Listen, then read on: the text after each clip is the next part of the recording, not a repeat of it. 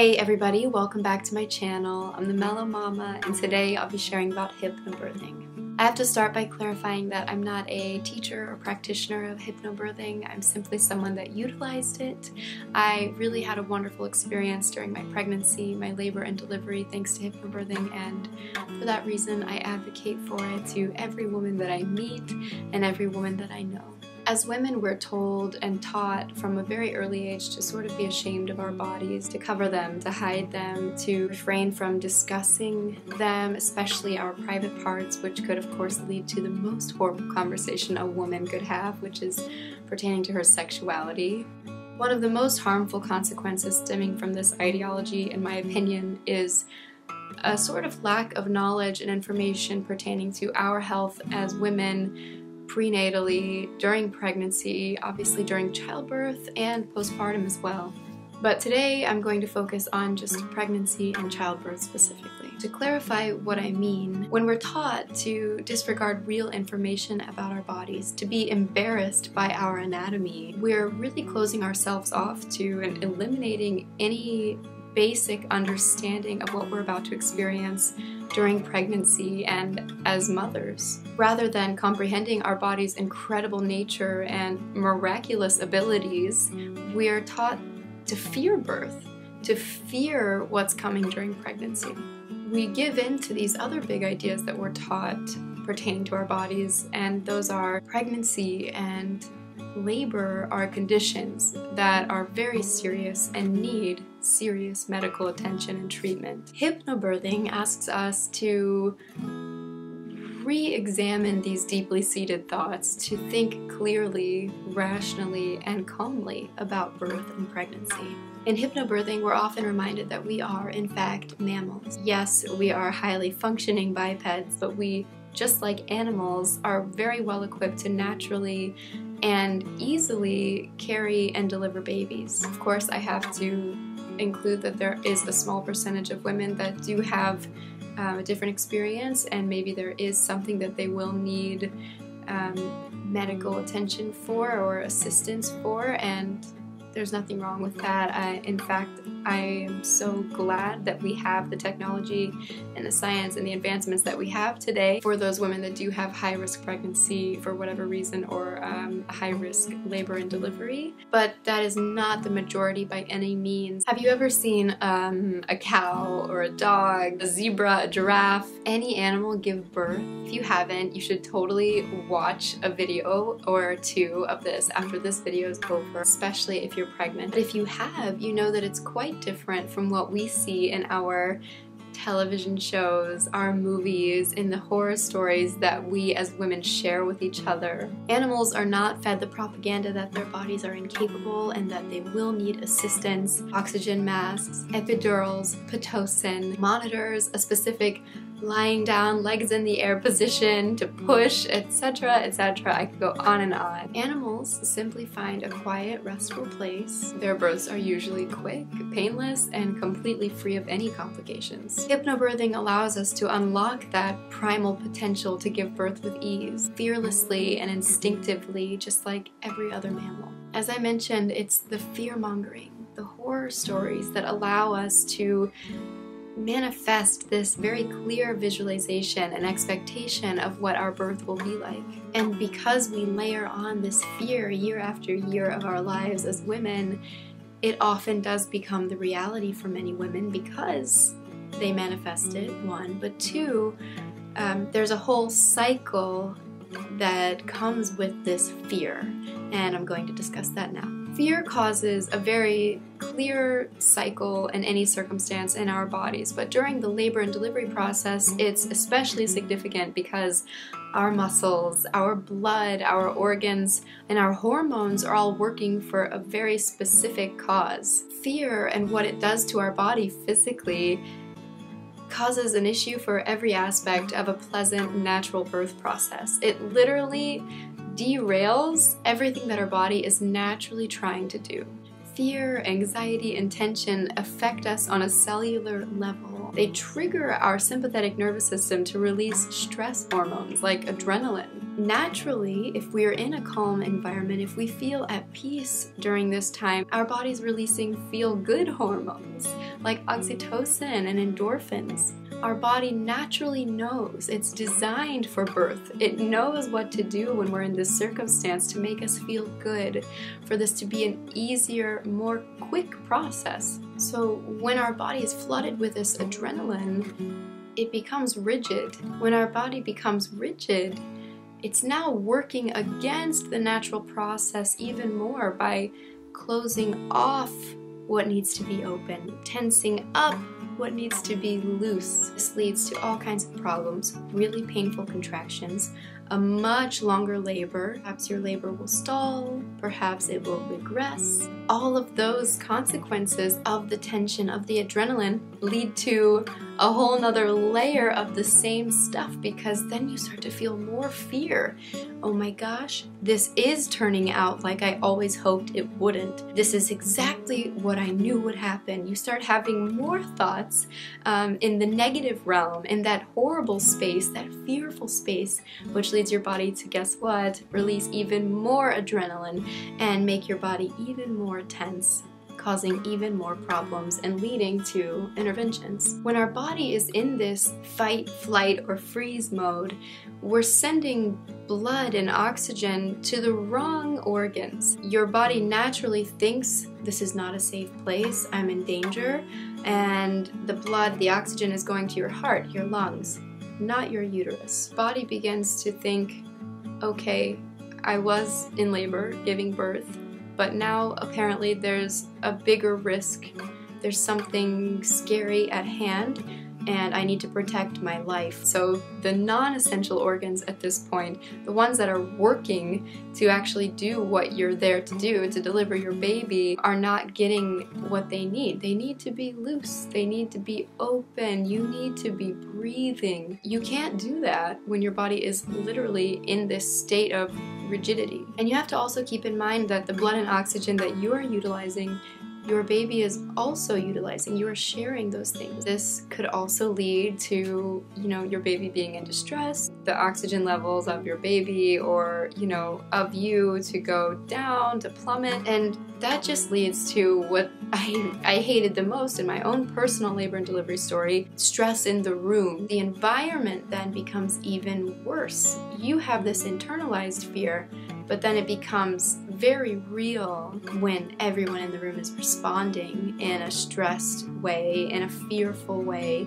in a way that seems like everything is turning out to be horrible and scary and unpredictable. So when we layer on this fear and our body is having so many physical reactions to it, it just leads to more and more suffering throughout the labor and delivery process, and even after you've gone home. There could also be some tissue damage because of what you've gone through, the fighting that your body is doing internally. I mentioned tearing. You could have just in general some physical and emotional trauma from this experience. And what many people never discuss, this is something that I wish I would have looked more into before having my son, birth psychology.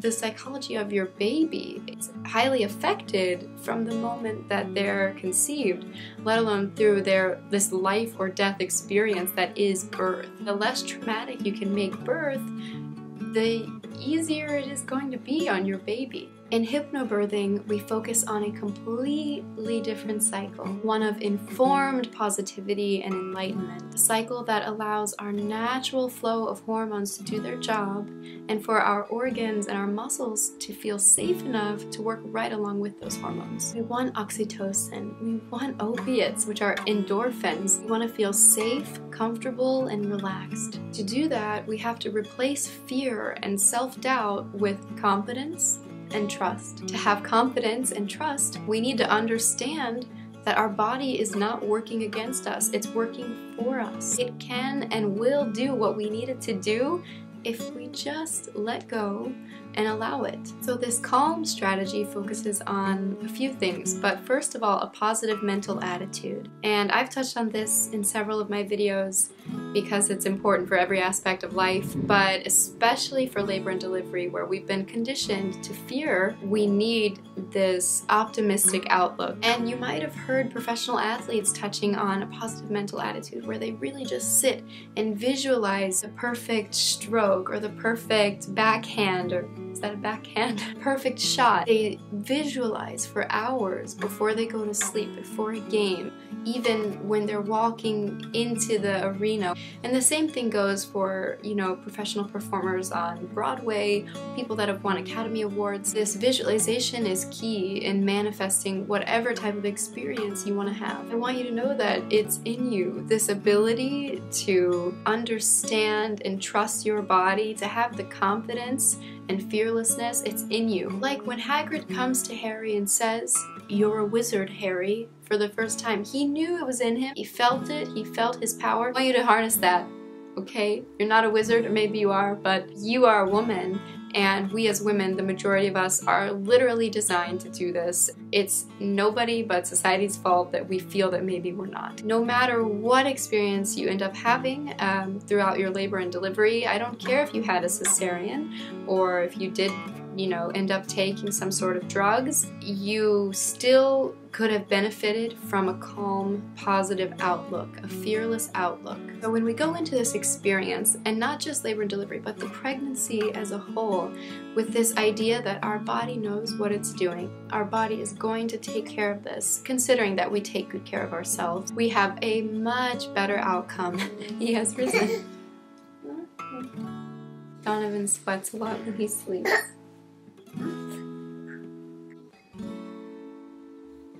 Okay. In this calm cycle, we awaken our parasympathetic nervous system and release those opiates, the endorphins, the oxytocin that we need for manageable contractions, less pain, and a much quicker, easier labor and delivery. So the question now is, how do we get into this calm cycle? And that is where hypnobirthing actually comes in. The practices and principles of hypnobirthing are to achieve this deep state of relaxation so that the uterine contractions you do experience, or surges as many hypnobirthing tracks refer to them, are as manageable and pain-free as possible. In a proper hypnobirth, nothing is forced or scary or loud. At least in my experience, it was very quiet for the most part. If you've watched my labor and delivery story, which I'll link in my description box, there are moments where I am sort of like moaning, but it's not really like in a crazy way. And even you can see in the video that I've shared, I shared the entire duration of my pushing, and it's very quiet, relaxed, and controlled. And although they did have me in a position that I wouldn't have preferred to be in, I still felt in control and like they were listening to me. Nobody was telling me, okay, push, okay, 5, 4, 3, 2, 1, push. It was calm, relaxed, controlled, and effective. So how do we get into this deep state of relaxation through hypnobirthing? The strategy itself, hypnobirthing, has 3 basic pillars. The first is to, like I mentioned, attain this sense of deep relaxation, a state of deep relaxation through self-hypnosis and breathing techniques. Second pillar would be to positively reposition this visual, this expectation of birth in our subconscious through visualization, fear release, affirmations, and more self-hypnosis. And the third pillar is more educational, to learn and be informed about a normal, healthy pregnancy, labor and delivery, and practical physical approaches, actual tools that you can use during your birth to birth effectively and naturally. And there are lots of different ways to get your hypnobirthing journey underway and to start understanding these concepts and this strategy. I used Catherine Clark's audio tracks from iTunes. These ones were great. I listened to them on repeat from about 34 weeks to 38 weeks when I delivered. Really, really can't stress enough how important it is to take this seriously if it's something that you want to try. I was a little bit lazy. I got these tracks, like I bought them from iTunes around 32 weeks. And I would listen here and there, but I wasn't that committed. Around 34 weeks though, I listened. Anytime I took a nap, I would put them in. Anytime I was just relaxing at home, I would listen. If I was going to sleep, every single night I listened to my little tracks. Even when Ben started making fun of the tracks because, you know, it sounds sort of hippy-dippy when you're just getting started. Like, visualize your birth. It's like I could only hear her Australian voice like over and over again, and I loved it. Oh, and I just touched on it, I almost forgot. I did make Ben listen to the tracks with me as well as much as I possibly could. I wanted him to understand the breathing, the counting, and in general this concept that I needed to be in this meditative state during my labor and delivery, which I made the mistake of having a lot of people in the room during my labor, which actually really harmed this whole process, everything that I had invested time into. Luckily, it was still effective for me, but it could have been much, much better, I think, had I chosen to just have Ben and maybe one other person in the room with me. But the point there is that you should have your partner, whoever is going to be in the room with you, learn about or at least listen to some of these tracks with you, just because, you know, they're going to be your teammate for this time and they need to understand what you're trying to do. That being said, there's obviously other resources. You can take classes, which I would highly recommend. Just look in your area, go online, look for classes. And there are lots of great books on the subject, and in general lots of good TED Talks.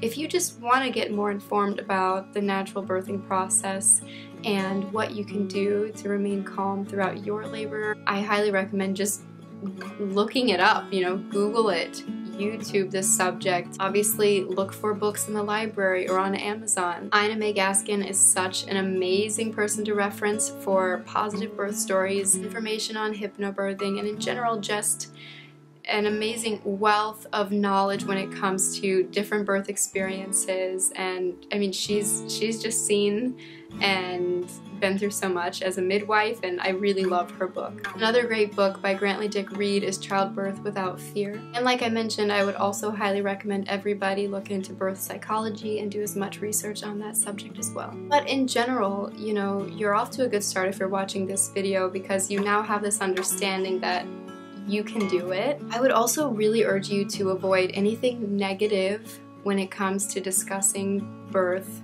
pregnancy, labor, delivery, just because that's going to feed into your imagination, that feeds into what's already there, existing deep down within in your subconscious. I want you to only engage in positive conversation when it comes to this topic. If somebody on the street, and this happened to me, I was in a sporting goods store and a woman had like the most almost threatening conversation with me about why I should have an epidural, and I was so polite and calm and just nodded the whole time. Like, oh yeah, totally, I'm definitely getting an epidural. Are you kidding? I didn't even want to tell her or engage with her that didn't interest me whatsoever, because I trusted my body. And I advise you guys to do the same. Just smile and wave. If somebody is going to throw some negative energy at you and tell you that your body is incapable or that you're incapable, just in your head, close them out and be polite. Begin daydreaming about your perfect birth, even if you don't have the tracks, even if you don't read a book, even if you don't look up any of the things that I've discussed today. If you are planning on having a baby, or if you're expecting right now, I want you to start imagining everything exactly as you want it to go. If you're afraid of pooping on the delivery table, if you're afraid of tearing, if you're afraid of getting a C-section, or of not being able to tolerate the pain and getting an epidural and feeling defeated, I want you to just don't focus on them. Don't try to like shut them out or tape over them. Just let them float, okay? I love the analogy that I got from the app Headspace a long time ago, where they said, imagine your negative thoughts as traffic passing by. Don't try to chase after the cars, is what they said. Just allow them to pass by, and then focus on the positive thoughts, the images that you have in your mind of no complications, no pain, of a beautiful, perfect, healthy baby, of a wonderful recovery. Think of all of these sort of things. Spend as much time as you can manifesting those things. Like I said, I could go on and on this topic. There's so much to be said about the benefits of a natural birth for you and your baby. I plan to make a video on that subject. But for now, that's what I have to say about hypnobirthing. I really hope it was a good introduction for you. I hope it inspired you a little bit if you are pregnant or somebody that plans to be pregnant soon or ever. And as always, I just hope that this video found you well and that you enjoyed it. So if you did, please give it a thumbs up. It really supports my channel. If you haven't already, please subscribe. I really love your support. Your encouragement means everything to me. This channel means a lot to me and I work pretty hard on it. So to see that I'm growing and that people are subscribing and want to hear what I have to say, just it's so cool and so inspiring. So thank you so much. And as always, my favorite part, please leave a comment below with whatever kind of experience you had regarding your birth or what kind of experience you'd like to have. Actually, that'd be my favorite kind of comment in the world. That way you can really start to manifest whatever it is you'd like to experience for yourself. So if you want to put in the comments anything and everything, I'm cool with that. I would love to hear from you guys. And yeah, that's it for now. I'll see you guys on the next one. Mwah.